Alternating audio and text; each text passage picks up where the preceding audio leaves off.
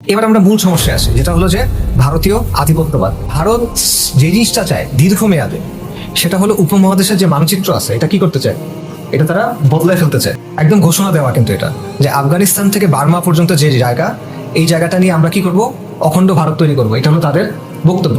তাদের সংসদ ভবনে, নতুন যে সংসদ ভবন আছে সেই বিল্ডিং এ তারা বিরাট করে এই ম্যাপটা দিছে, যেখানে এটা আছে, যেখানে এই সবগুলো দেশ তাদের ভেতরে চলে আসছে। এটা হচ্ছে প্রকাশ্যে কিন্তু আপনি আর ঘোষণা করতে পারেন না, এটা তারা করছে। আরএসএস এর যে প্রধান, বিজেপি কিন্তু আরএসএস এর একটা সিস্টার কনসার্ন, আরএসএস থেকে বের হওয়া সংগঠন। আরএসএস এর প্রধান মোহন ভাগবত বলতেছে যে 2040 থেকে 2050 মধ্যে অখণ্ড ভারত প্রতিষ্ঠা হয়ে যাবে, তারা চেষ্টা করবে এটার জন্য।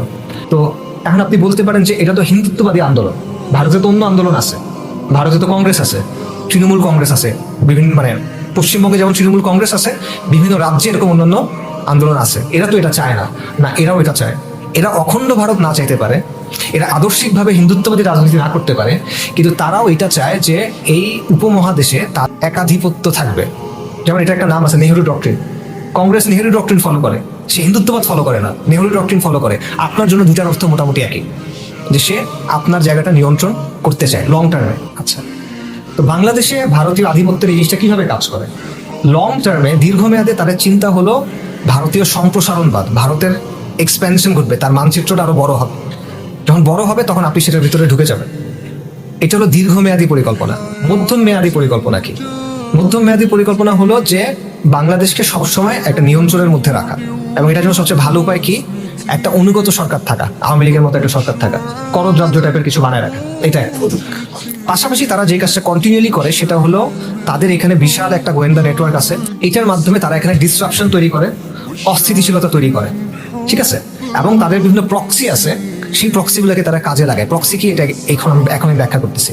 তো এই কাজগুলোর ক্ষেত্রে ভারত কয়েকটা অক্ষে কাজ করে, কয়েকটা জায়গা দিয়ে কাজ করে। একটা হলো রাজনৈতিক অক্ষ। রাজনৈতিক অক্ষে ভারতের সবচেয়ে পাওয়ারফুল ফ্রন্ট হলো আওয়ামী লীগ।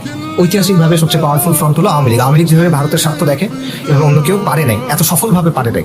হয়তো চাইছে, বাট আওয়ামী লীগের মতো সফলভাবে কেউ পারে নাই। আচ্ছা, পাশাপাশি তাদের যে গোয়েন্দা নেটওয়ার্ক, এটা কিন্তু ব্যাপকভাবে ছড়ায় আছে, এবং এটা কিন্তু ডানপন্থী বলে পরিচিত দলের মধ্যেও তাদের প্রভাব আছে, জাতীয়তাবাদী বলে পরিচিত দলের মধ্যেও আছে, ইসলামী বলে পরিচিত দলের মধ্যেও কিন্তু তাদের গোয়েন্দা নেটওয়ার্কের একটা প্রভাব আছে। এটা বাস্তবতা। এছাড়া খুব গুরুত্বপূর্ণ একটা জিনিস হলো বাংলাদেশের যেটা মিডিয়া জগৎ, যেটা সাংস্কৃতিক জগৎ, বুদ্ধিজীবী মহল, সুশীল সমাজ, এইখানে দীর্ঘদিন ধরে তারা একটা বিশাল নেটওয়ার্ক তৈরি করে ফেলছে। যার কারণে ভারতের আপনার স্বার্থের জায়গা থেকেও যখন আপনি কথা বলবেন, সেটা যদি ভারতের বিরুদ্ধে যায়, আপনি দেখবেন এই সুশীল সমাজ এসে কি বলবে, যে এরা ভারত বিরোধী, এরা সাম্প্রদায়িক শক্তি, এই টাইপের জিনিসপত্রগুলো তখন তৈরি